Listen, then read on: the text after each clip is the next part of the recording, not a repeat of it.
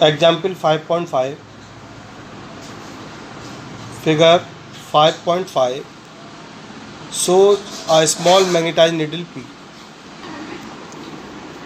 ये magnetic needle P है जो सेंटर पर रखी है। इसका मैग्नेटिक डायपोल मूवमेंट का डायरेक्शन ये एरो शो कर रहा है।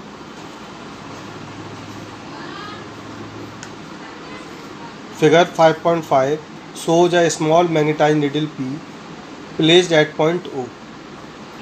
The arrow shows the direction of its magnetic movement.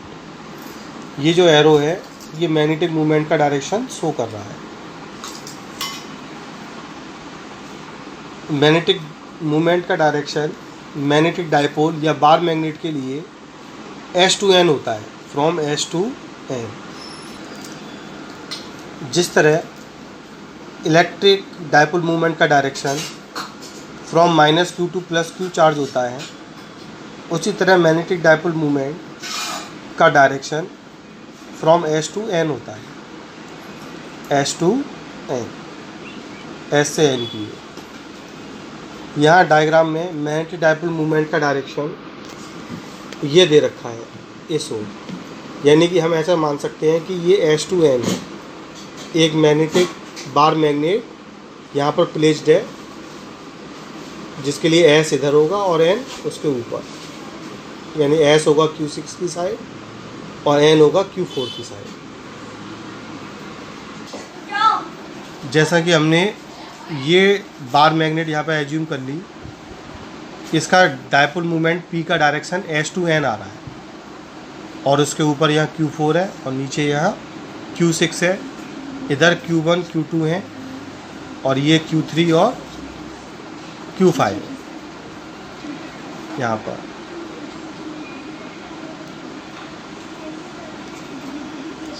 P इस साइड शो कर रहा है मैग्नेटिक डायपोल मूवमेंट का डायरेक्शन, तो यहाँ S होगा और यहाँ N होगा। हम एक बार मैग्नेट को यहाँ ऐसे प्लेस्ड, यहाँ ऐसे रखा हुआ मान सकते हैं। ये बार मैग्नेट के लिए, किसी भी बार मैग्नेट के लिए ये एक्सियल पोजीशन है, N के आगे इधर, या फिर S से इधर आगे कोई पॉइंट मान लें तो ये भी एक्सियल पोजीशन होगी। और ये बाइसेक्टर पोजीशन है, मतलब इक्वेटोरियल पोजीशन। अगर किसी बार मैग्नेट पर इस साइड या इस साइड कोई पॉइंट माना जाए तो वो एक्सियल पोजीशन होती है, और इधर बाइसेक्टर पर कोई पॉइंट माना जाए तो ये होती है इक्वेटोरियल पोजीशन। बाइसेक्टर वो एक्सियल पोजीशन पर मैग्नेटिक फील्ड का डायरेक्शन M के अलोंग होता है।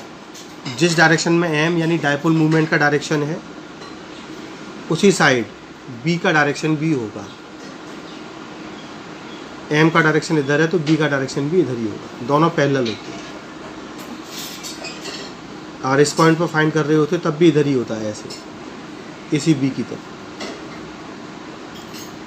जबकि इक्वेटोरियल पोजीशन में मैग्नेटिक फील्ड V का डायरेक्शन M के एंटी पैरेलल होता है, M के एंटी पैरेलल होता है।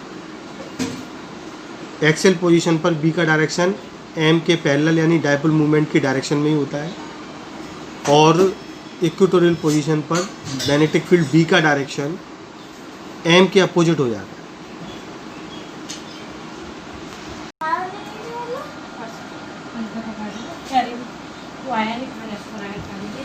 According to question, dipole movement, magnetic dipole movement का डायरेक्शन P ऐसे है। जो मैंने बताया, डायरेक्शन डायपोल मूवमेंट का डायरेक्शन हमेशा S से N की ओर होता है, फ्रॉम S to N। तो हम इस जगह पर एक बार मैग्नेट को रखा हुआ मान सकते हैं, जिसका S पोल इधर होगा Q6 की साइड और N पोल होगा Q4 की साइड।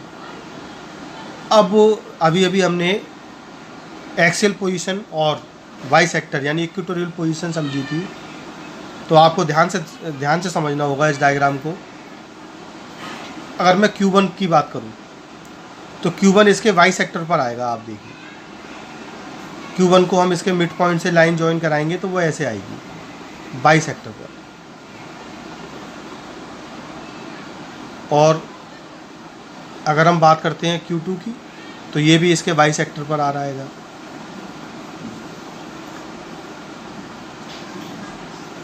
Q3 ये भी इसके वाई सेक्टर पर ही है।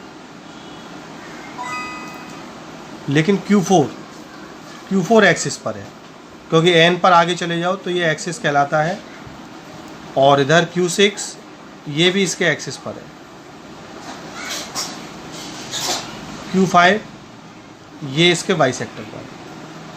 तो Q1, Q2, Q3 and Q5 ये इसके वाई सेक्टर पर आ रहे हैं, और Q4 और Q6 एक्सिस पर आ रहे हैं। जैसा कि हमने अभी समझा था, ये एक्सिस है इधर, या फिर इस साइड में चले जाओ, यहाँ भी ये एक्सिस है, और ये इक्वेटोरियल है, ऐसे ऊपर जाना या ऐसे नीचे आ जाना। एक्सिस के लिए R M से दूर या S से दूर होना चाहिए, यानी कि मैग्नेट की एक्सिस पर होना चाहिए ये, और ये इक्वेटोरियल पर है। हम पहले पढ़ चुके हैं for stable equilibrium theta between angle between M and B, यानी मैग्नेटिक डाइपोल मूवमेंट और मैग्नेटिक फील्ड इंटेंसिटी के बीच का एंगल 0 डिग्री होना चाहिए फॉर स्टेबल इक्विलिब्रियम।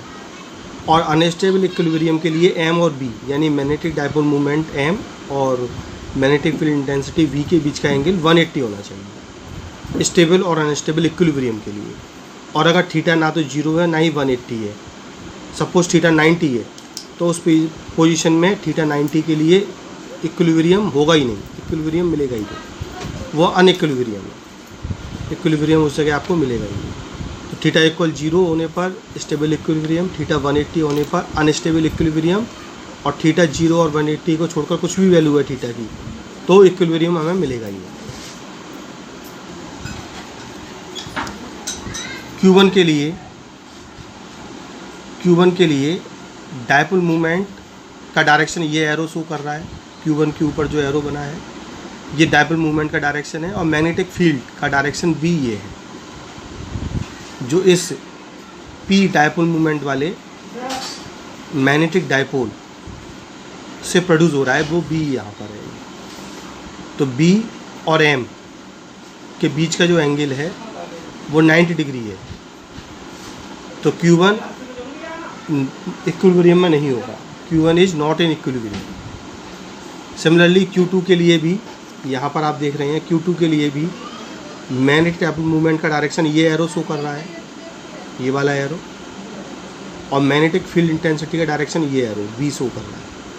तो यहाँ भी थीटा 90 हो जाता है इनके बीच का, M का डायरेक्शन ये और B का डायरेक्शन ये, तो इनके बीच का जो एंगल हो गया वो 90 डिग्री हो गया। तो ये भी इक्विलिब्रियम में नहीं है। Hence Q1 and Q2 are not in equilibrium. Hence Q1 and Q2 are not in equilibrium because theta is 90 in position Q1 and Q2. तो Q1 और Q2 के लिए not in equilibrium में रहेगा। Q3 के लिए डाइपोल मूवमेंट का direction ये है, ये वाला एरो शो कर रहा है। डाइपोल मूवमेंट का डायरेक्शन ये एरो शो कर रहा है, Q3 का डाइपोल मूवमेंट, और B यहाँ पर ये प्रोड्यूस हो रहा है। दोनों आप देख रहे हैं सेम डायरेक्शन में है, तो यहाँ थीटा 0 होगा, और थीटा 0 होने का मतलब ये स्टेबल इक्विलिब्रियम में है।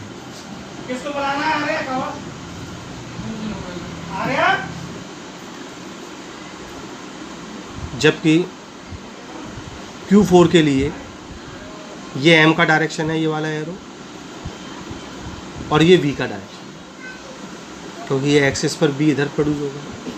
तो यहाँ थीटा 180 हो जाता है,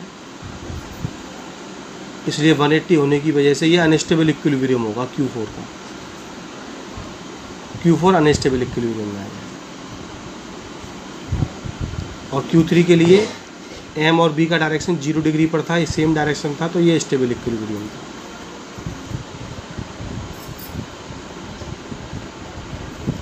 हैंस Q3 के लिए 0 डिग्री है, तो ये स्टेबल में है, और Q4 के लिए 180 डिग्री है, तो ये अनस्टेबल इक्विलिब्रियम होगा। Q5 के लिए ये मैग्नेटिक डाइपोल मूवमेंट का डायरेक्शन है, ये वाला एरो, और ये V का डायरेक्शन। तो यहाँ भी ये अपोजिट है दोनों, तो थीटा 180 हो गया। और ये अनस्टेबल है, Q5 के लिए अनस्टेबल इक्विलिब्रियम है, जबकि Q6 के लिए मैग्नेटिक डाइपोल मूवमेंट ये एरो है और मैग्नेटिक फील्ड का डायरेक्शन ये एरो है। दोनों सेम डायरेक्शन में है, तो यहाँ थीटा 0 हो जाएगा और ये स्टेबल इक्विलिब्रियम होगा। Q5 अनस्टेबल और Q6 स्टेबल। Q5 अनस्टेबल और Q6 स्टेबल इक्विलिब्रियम होगा।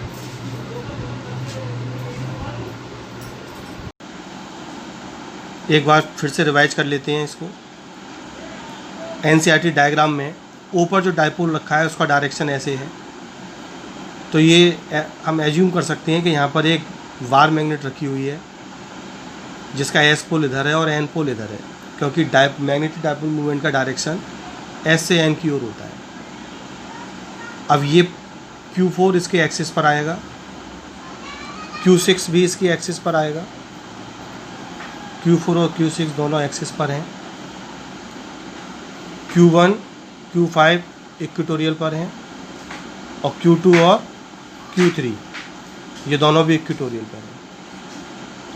एक्सिस पर डायरेक्शन मैग्नेट का वही होता है, मैग्नेटिक फील्ड का, जो कि P का हो, यानी कि डाइपोल मूवमेंट का होता है।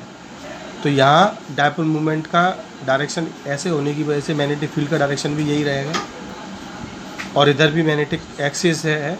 तो जो मैग्नेटिक डाइपोल मूवमेंट का डायरेक्शन होगा, जो डायरेक्शन मैग्नेटिक डाइपोल मूवमेंट का होगा वही B का होगा। लेकिन इक्वेटोरियल पर मैग्नेटिक फील्ड B का डायरेक्शन डाइपोल मूवमेंट के डायरेक्शन के अपोजिट होता है। ये ऐसे है, डाइपोल मूवमेंट का डायरेक्शन अपवर्ड है, तो ये डाउनवर्ड रहेंगे ऐसे। तो अब Q1 के लिए डाइपोल मूवमेंट का डायरेक्शन ये है Q1 का, और मैग्नेटिक फील्ड का डायरेक्शन इधर है, तो थीटा 90, यानी नॉट इन इक्विलिब्रियम। इधर Q2 और B का 90 का एंगल है Q2 के लिए भी, तो यहाँ भी थीटा 90 हो गया, तो ये भी नॉट इन इक्विलिब्रियम। Q3 के लिए दोनों सेम डायरेक्शन में है, तो थीटा 0 हो गया, और थीटा 0 का मतलब stable equilibrium.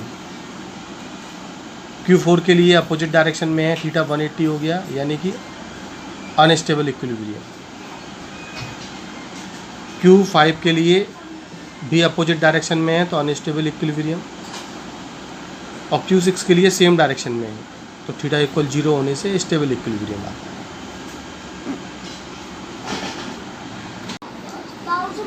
Lowest potential energy.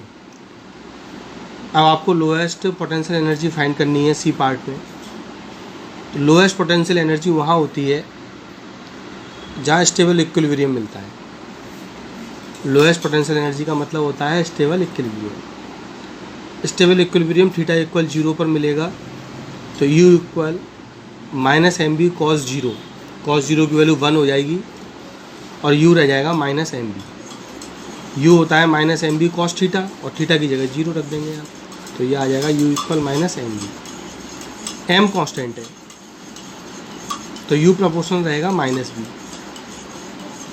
Stable equilibrium हमारे पास दो कंडीशन में था, एक Q3 के लिए और एक Q6 के लिए। Q3 था आपका इक्वेटोरियल पोजीशन पर, और Q6 है एक्सियल पोजीशन पर। तो इक्वेटोरियल पोजीशन के लिए 2 नहीं आता, और एक्सियल पोजीशन में यहाँ 2 आता है, यह आप जानते ही हैं पहले से। B6 एक्सियल पोजीशन पर है, तो यहाँ ट्वाइस आएगा और यहाँ पर 2 नहीं आएगा, तो B6 की वैल्यू 2B3 के इक्वल होगी, यानी कि V6 ग्रेटर होगा। Q6 पर वैल्यू V की ज़्यादा होगी, तो Q6 पर U की वैल्यू भी ज़्यादा होगी, लेकिन ये नेगेटिव में ज़्यादा होगी। U की वैल्यू नेगेटिव होने से जब B ज़्यादा होगा तो एनर्जी मोर नेगेटिव होगी, यानी कि मोर लीस्ट होगी। तो लोएस्ट पोटेंशियल एनर्जी आपको कहाँ मिलेगी? Q6 के लिए, क्योंकि Q6 पर B6 की वैल्यू ट्वाइस है B3 से। Q6 पोजीशन में जो U होगा वो ट्वाइस होगा नेगेटिव में 3 के कंपेरेटिवली।